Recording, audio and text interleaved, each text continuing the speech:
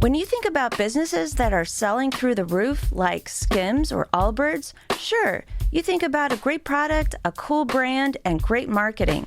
But an often overlooked secret is actually the businesses behind the business, making selling and for shoppers buying simple. For millions of businesses, that business is Shopify. It's home of Shop Pay, the #1 checkout in the world. You can use it to boost conversions up to 50%, meaning way less carts going abandoned and way more sales going through to checkout. Upgrade your business and get the same checkout Allbirds uses. Sign up for your $1 per month trial period at shopify.com/income, all lowercase. Go to shopify.com/income to upgrade your selling today. Shopify.com/income. About every summer, we meet for a trip. Vacation has officially begun on Netflix. To best enjoy your trip, we suggest the following itinerary. I say we just wing it. Wing it. See where the wind takes us. From best-selling author Emily Henry. Are you guys like a thing? No, we're just friends. Platonic travel companions. Comes your next favorite rom-com. Who wants to go skinny dipping? Alex does. Vacation, Alex! I love it when you get weird. People We Meet on Vacation. Now playing on Netflix. Rated PG-13. May be inappropriate for children under 13. This content may not be suitable for all audiences. Listener discretion advised. I've never seen a look in a person's eyes like that. Even to a child, it was instantly clear that he was the predator and we were prey. They started bringing more deliveries of gifts and now loitered in the store. It was getting too scary. 6 guys in the store, me alone, exits being blocked by them as they insisted they were my bodyguards.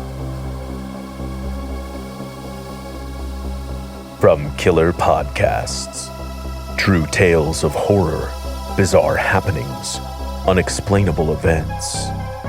This is Disturbed.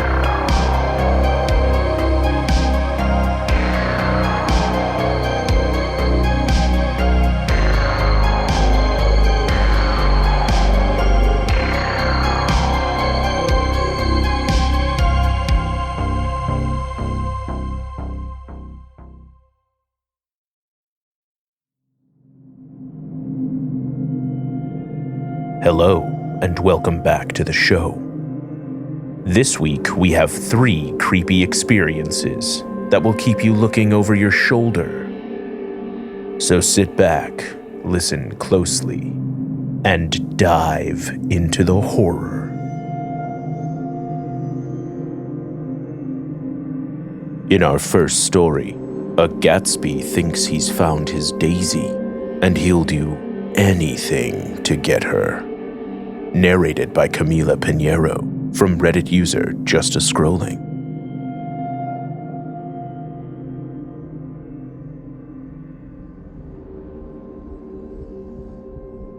I had one of the most terrifying stalking experiences 12 years ago.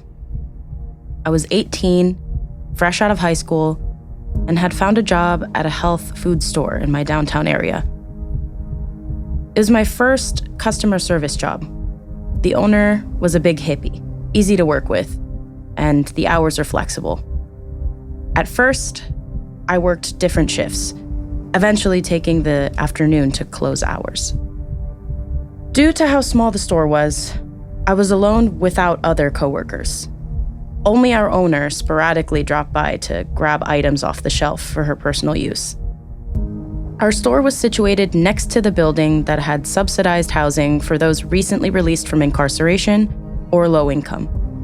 The evening and nighttime hours were dangerous for young women. It was common for them to be followed or assaulted, so every restaurant nearby had staff that escorted girls to their cars, as it was common to be followed with assaults happening after dark. When close rolled around, I'd usually get a little worried, but I had some reassurance.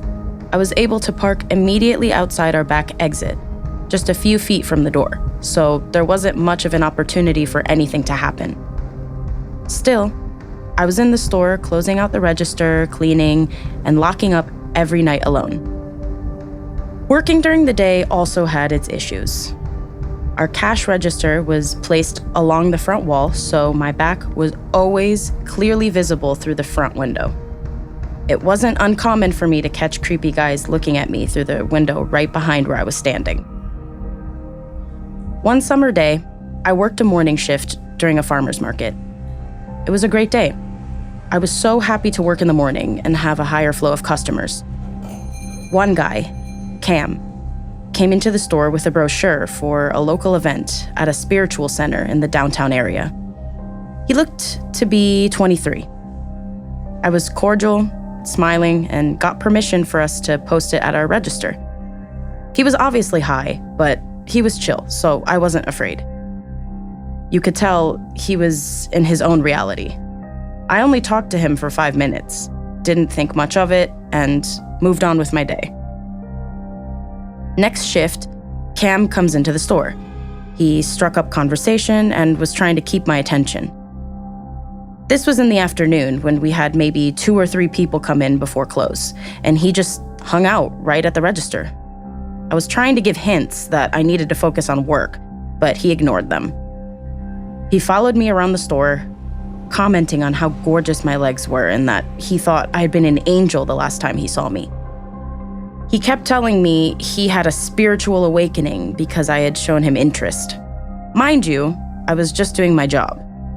He insisted I was flirting and said that the sun behind my head made my hair glow like a halo. I was young and not experienced with guys, so I was equally creeped out, but also a little flattered because I'd never had that kind of attention. I thanked him for the compliments and didn't call out that they were inappropriate. Still, I kept telling him I needed to focus on work, and he kept ignoring me. I guess he eventually ran out of things to say because at some point he just stopped talking, but kept following me around. At that point, I was getting really freaked out. I let him know he was loitering and needed to leave unless he was there to shop. Given how pricey the items were, I figured it would deter him. He ended up using his food stamps to buy 1 soda or piece of candy every hour. That totaled only like $3 every hour, but it gave him the excuse that he was a customer. I went to the bathroom to at least get some privacy. My boss had seen him hanging out in the store earlier, but didn't say anything. I called her, told her what was happening, and said I was getting scared. To my surprise, she defended him. This woman was a self-proclaimed feminist that espoused consent and boundaries, but she told me I shouldn't try to push him out of the store. She said the business was in the red and on the brink of needing to close, so as a paying customer, he could stay. I tried arguing he wasn't generating significant income, but she just doubled down that money was money and insisted I was overthinking it. She said Cam was just a kind soul that had found a similar soul bond with me that created positive energy in the store. Like, what the fuck? All I could do was carry on. The idea of quitting didn't even cross my mind. Being my first job, I was worried it would look bad if I left after only a couple of months. Plus, I was going to be starting my first semester of college soon, and it was really hard to find local positions that were flexible with school hours. Unfortunately, things with Cam only escalated. He started bringing me flowers every day. He'd leave long notes confessing his love, insisting we were soulmates. Then he'd randomly play the Great Gatsby soundtrack.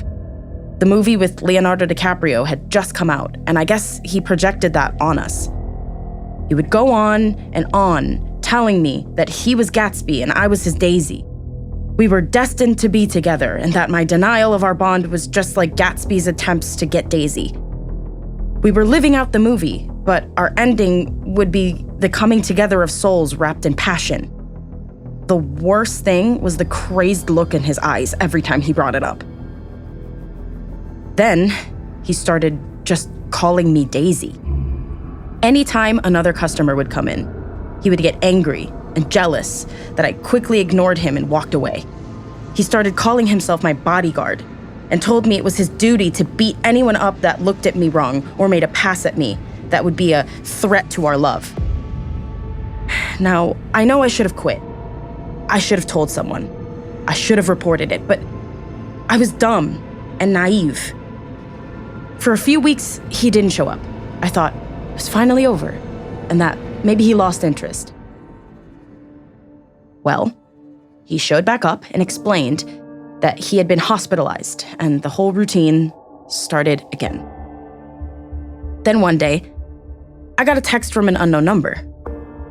It was Cam. Not only did he get my number from a coworker who he lied to saying he had a new phone and lost my number, but he did a reverse search and found my address. Thankfully, he didn't have transportation and I was on the other side of town. As far as I know, he never came to my house. My city doesn't have a bus system and it was way too far to walk. But knowing him, I'm sure he found a way, I just didn't notice him. I didn't block his number. I've told you I was naive. But I was scared too. At this point, I was afraid that if I pissed him off, things would escalate. I either ignored his texts or made dumb excuses for not responding. I was always curt. Unsurprisingly, he wouldn't take the hint. When I started my semester at school, it got worse again. He formed a group of friends and told me he'd introduce them. First, he wanted me to go to his apartment. When I insisted I wouldn't, he brought them to the store. I stupidly thought they were nice people, and they sided with him saying that he was a really nice guy and I should give him a chance. They said he was just melodramatic and liked playing out fantasies, but he wasn't a bad guy. A few days later, Cam told me he was worried about my safety at night. He said he'd have his friends posted outside the front and back of the store to make sure I was safe. And they did. It was freaky as fuck. Again, I didn't register the danger of this situation, but maybe that's because I grew up in a household of abuse. I was accustomed to bad things happening to me and was still stuck in a compliant and submissive response mode. They started bringing more deliveries of gifts to me from Cam, and the 5 of them now loitered in the store with Cam during my shifts, each of them buying one thing each hour to remain customers. It was getting too scary. 6 guys in the store, me alone, young female. Exits being blocked by them as they insisted they were my bodyguards who would watch the doors. My nightly habit became kicking them out, locking the store, and finishing my work in the dark so they couldn't see me inside. And then stay in the building for 2 hours so they'd go away. It worked for a week. Then, one night after this routine, I opened the back door to head to my car. When I stepped out, I was confronted by all 6 of them, leaning against the building or my car, smoking and drinking. Cam came and tried to hug me with his buddies whooping in the background. He stank of alcohol and weed. I was terrified. I honestly thought they were going to grab me and force me to his apartment. The only thing in my hands were my keys, so I pressed the panic button. It scared them just enough that I was able to jump into my car, lock the doors, and floor it out of the parking lot.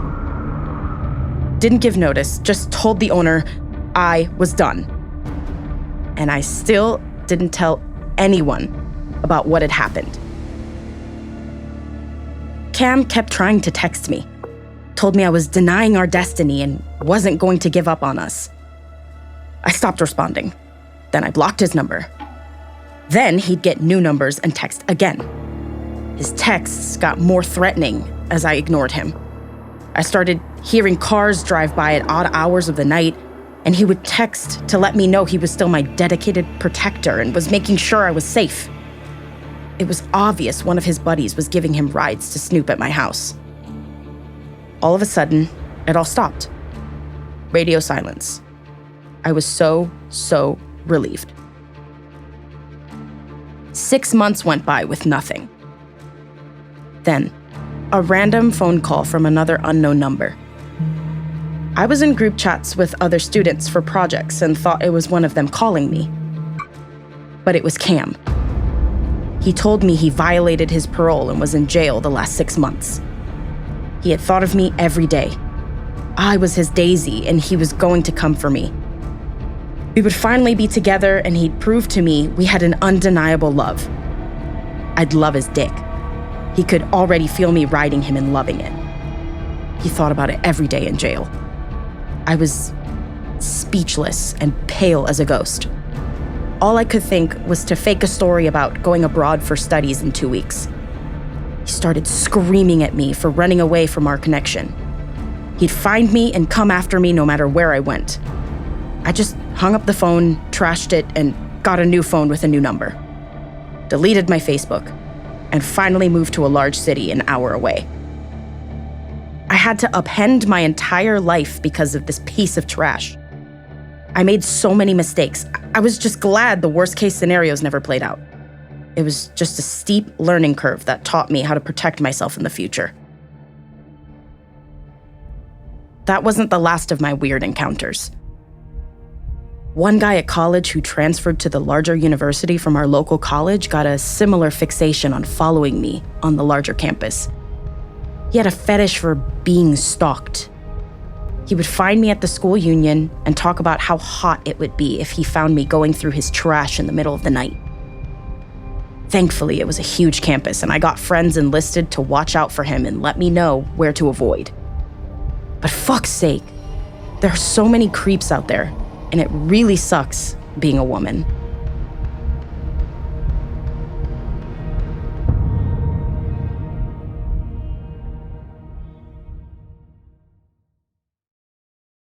When it comes to home security, you want to feel like you've picked a system that actually keeps trouble away, not one that just tells you something bad already happened.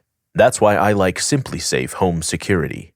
It isn't just another alarm, it's designed to help stop crime before it starts. SimpliSafe uses AI-powered cameras outside your home to spot real threats and instantly alert live agents. And that's what makes it different from the rest. Those agents actually take action while the intruder is still outside, talking to them through the camera, letting them know they're being watched and the police are on their way. And, if needed, they can blast a siren and turn on a spotlight. I got SimpliSafe a while back and I am so happy I did. It was super easy to set up, and I'm glad to have the peace of mind that my home, belongings, and family are safe. Nothing beats that feeling. Other systems might give you a camera and a notification, but they need you to see the alert and handle it. SimpliSafe's monitoring agents have your back, even when you're busy, asleep, or on a plane. They're protecting over 5 million Americans and have been named Best Home Security Systems by U.S. and World Report for 5 years in a row. This month only, you can get 50% off any new system. It's a great time to upgrade to security that actually helps stop crime before it starts. Go to simplisafe.com/disturbed. That's simplisafe.com/disturbed. There's no safe like SimpliSafe. A new year and colder days mean your winter wardrobe really has to deliver. If you're craving a reset, start with pieces built to last. Because nothing's scarier than stepping into the cold only to realize that your coat has the structural integrity of a haunted house. Quince brings together premium materials and lasting quality so you stay warm, look sharp, and feel your best. Quince has everything: Mongolian cashmere sweaters, wool coats, leather outerwear, and beyond the wardrobe, my most recent purchase was a set of bed sheets that have totally changed the quality of my sleep. Quince is quality, affordable, and every piece I've ordered, from joggers to sheets, is comfortable. Their outerwear is especially impressive. Each piece is made from premium materials by trusted factories without luxury markups, classic styles that hold up year after year. Refresh your winter wardrobe with Quince. Go to quince.com/disturbed for free shipping on your order and 365-day returns. Now available in Canada too. That's QUINCE.com/disturbed. Free shipping and 365-day returns. Quince.com/disturbed. Welcome back, listeners. Next, a mysterious stranger is on the prowl. Narrated by Dacey Else from Reddit user Mrs. Tuffin.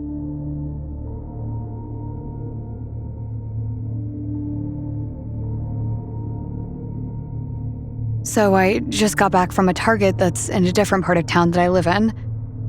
It had something specifically in stock I wanted, so I made the drive over there.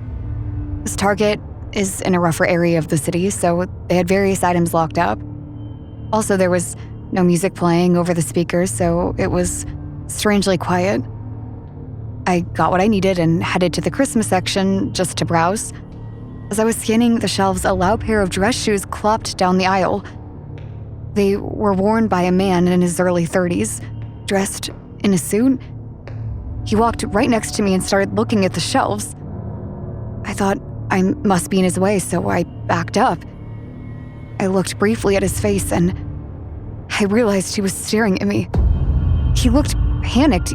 He was jerky, shaky, and hyper, like he had just taken coke. It really unsettled me, but I thought maybe he worked for Target and was making sure he wasn't stealing. I shook it off and headed to the aisle over. A few seconds later, the clack of dress shoes followed. Again, he walked up to me and stared over my shoulder. My body filled with dread. He didn't have any basket or items, just a phone he kept glancing at. I walked away, trying to convince myself that I was being paranoid, but he kept following me. He was basically chasing me around the store. Unsure what to do, I called my husband. It didn't deter the man from stalking me, but it gave me a little assurance that he wouldn't try anything. Then I realized something. No one else was around, no employees, no customers, just me, my phone, and this creep. That was it. I made a beeline for the register, constantly checking over my shoulder to see if he was following me. I made it to the self-checkout and got out of there as quickly as possible. Thankfully, I didn't see the guy leave the store. I won't lie, this whole situation scared the fuck out of me. He just didn't look the part of someone who would be stalking someone through Target. He was well-dressed, overdressed even, and a younger-looking guy. But that's a lesson for me to learn, I guess. Don't judge a book by its cover.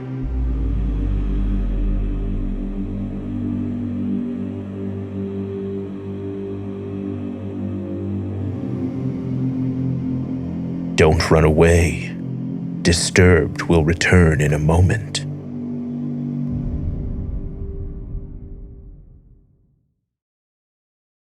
Now that the holidays are over, you might be feeling that big spending hangover. The gifts, the food, the bills creeping in like shadows under a locked door.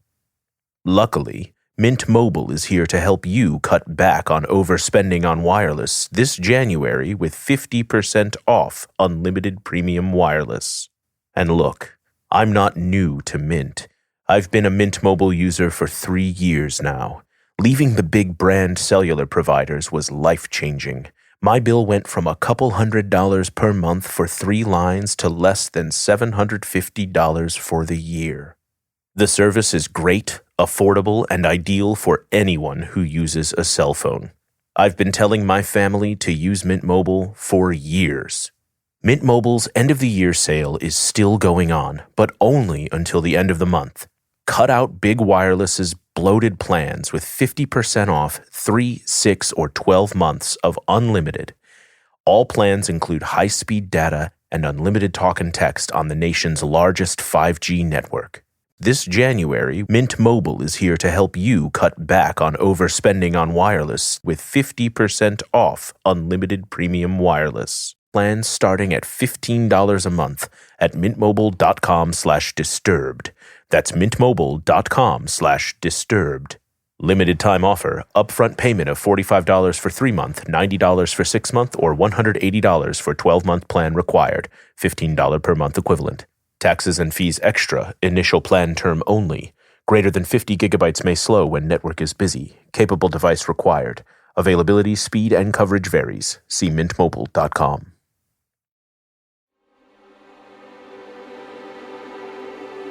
Finally, a kidnapping attempt goes awry.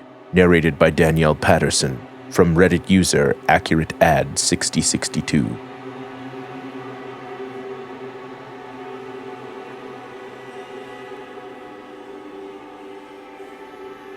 When I was 11 and my brother was 7, our family moved to a different city that we'd never been to, hundreds of miles away. One side of our backyard faced an open field outside a retirement home. And if you walked along the fence line through the field, you could cross one road and be at this beautiful park about 2 blocks away. We visited it on the first day in the new house and headed back the very next day at around 10 a.m. Just as we came over the hill to the road separating us from the park, about 20 feet from the road itself, a busted, primer black 1966 Mustang slammed on its brakes and skidded to a stop directly in front of us. The back door, the one facing us, flung open so hard it swung back, and the guy in the passenger seat had to deflect it. And he began to get out, fast, with both hands out toward us. I will never forget his face. Engine oil dirty, scraggly greasy beard, bald but with a few little hairs on top he brushed back, and those beady green eyes. I've never seen a look in a person's eyes like that. Even to a child, it was instantly clear that he was the predator and we were prey. He looked like a starving man seeing Thanksgiving dinner. I immediately grabbed my brother around the waist and dove headfirst into the backyard we were walking parallel to. In a moment, I realized that because of the hill we had been walking up, it was a good 10-foot drop. We hit the ground with a thunk, but I scrambled up, grabbed my brother's hand, and ran to the back door of the house, banging on the sliding glass door. Then ran as fast as I could, dragging my brother before I put him on my shoulder and kept running through backyards toward our house, hitting every window or door on every house we passed, screaming, "Help!"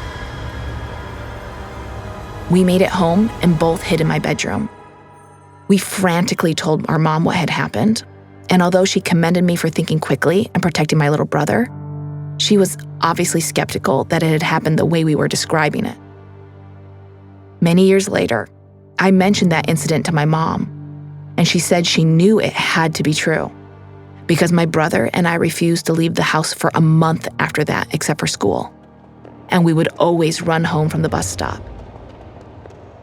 In hindsight, it's still very clear that the people in that car saw us and meant to take us.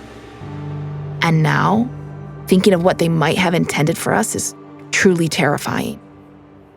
That man's eyes, his weird smile and grimace, it's all burned into my mind forever.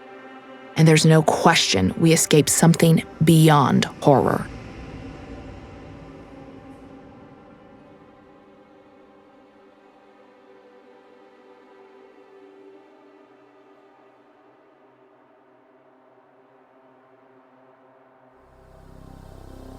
Want more Disturbed?